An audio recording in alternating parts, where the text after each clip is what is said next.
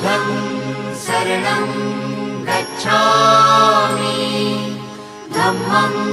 शरणं गच्छामि संघं शरणं गच्छामि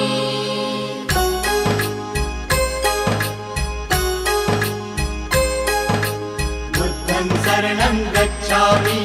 धम्मं शरणं गच्छामि संघं शरणं गच्छामि। त्याग मूर्ति तू शांत चित्त तू योग रूप संसारी दया प्रेम अन मानवतेचे प्रतीक तुझी ईश्वरी